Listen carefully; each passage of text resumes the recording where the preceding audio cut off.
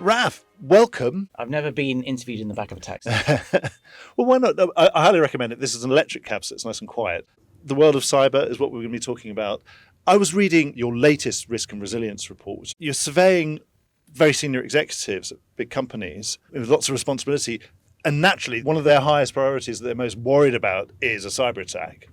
But then there seems to be almost a sort of contradictory strand to this, is that they also seem to be pretty confident that if they had a cyber attack against their firm, they'd be okay. Do you know what's kind of going on here?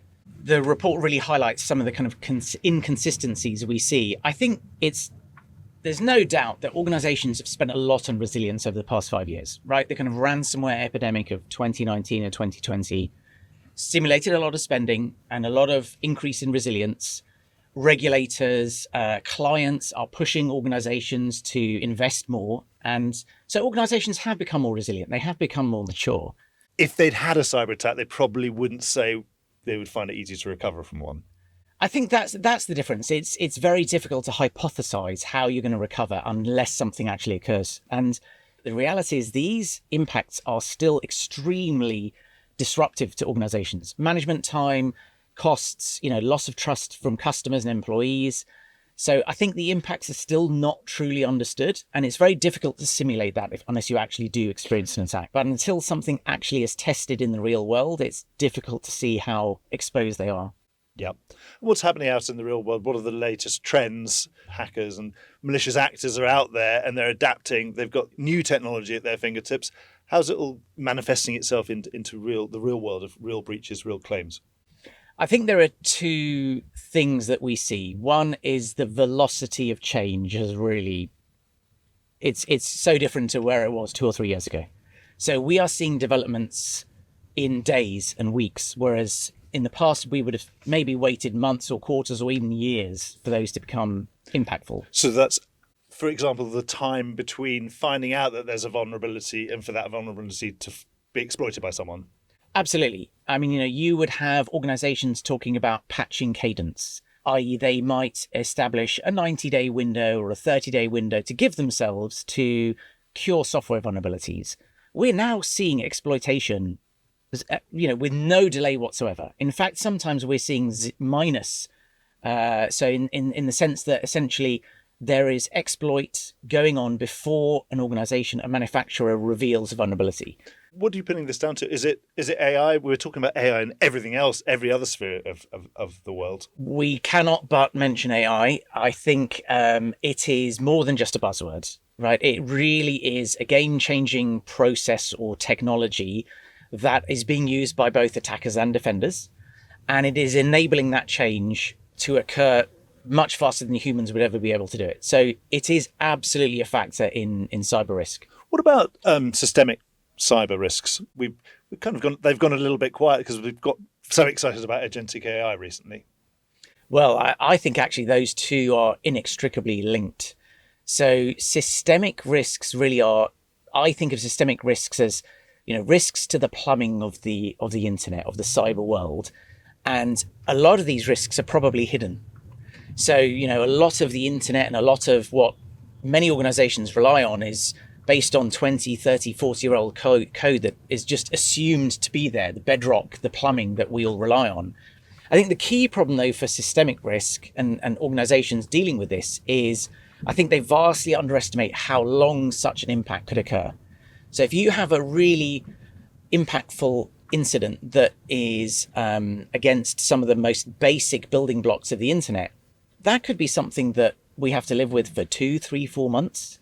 Wow. Many organizations' business continuity plans assume an outage of a week, 2 weeks, 3 weeks. Think of any business where, a manual workaround is implemented. That may work until the next pay cycle, but in many cases, these kind of systemic risks may well take months to solution and cure. All of these internet connections between organizations, their suppliers, their clients will take a long time to re-implement. Something else I was reading about was data poisoning. It sounds pretty nasty. Again, I suppose, is this that AI is trained on data, and then if you can send it the wrong data, it's going to learn the wrong things? And presumably if you're malicious, you can learn malicious things. It's a testament, actually, to the creativity of threat actors that they will see what is the easiest way for them to obtain leverage over an organization. So in the past, and I say past, in the last few years, it would have been encrypting data and making it unavailable for you to use. They then moved on to exfiltration. But both of those techniques require some effort. Now, if I can just poison your data set by dropping in a file and instructing your own AI to read that information, let's say on pricing, well, now I've got an even easier way to obtain money from you, because that's essentially what most of these threat actors are doing. They just want money, don't they? They want money from their victims. So you can guarantee that threat actors will continue to evolve and use these latest toolings that our clients are leveraging, that many organizations are leveraging for their own aims. There is always a way that you can mitigate the impact of a financially motivated threat actor.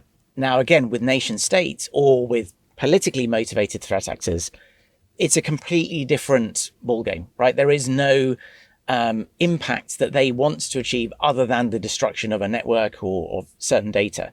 And unfortunately, they've got access to the same tools, and in fact, probably better tools than those financially motivated threat actors. So it is a worry.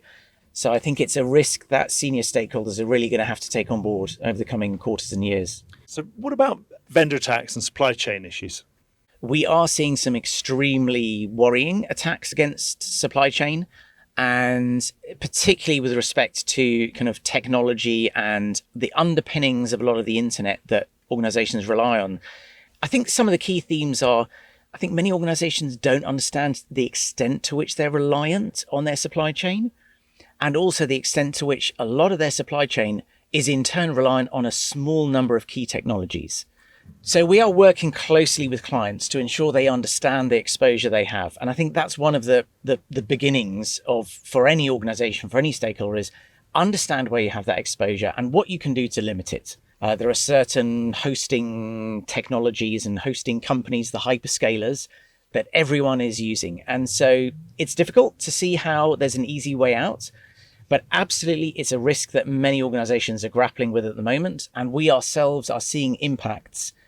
We deal with these as so-called downstream incidents. So we will see a company being impacted, and then we will see an influx of tens, if not hundreds, of organizations that are impacted in exactly the same way. Now, the great thing about the insurance industry is because we have exposure to a wide variety of clients, we can see that coming. And we can issue alerts to our clients and say, technology X is at risk. There are things that we can do to help our clients, but it is absolutely something that we do worry about and look out for.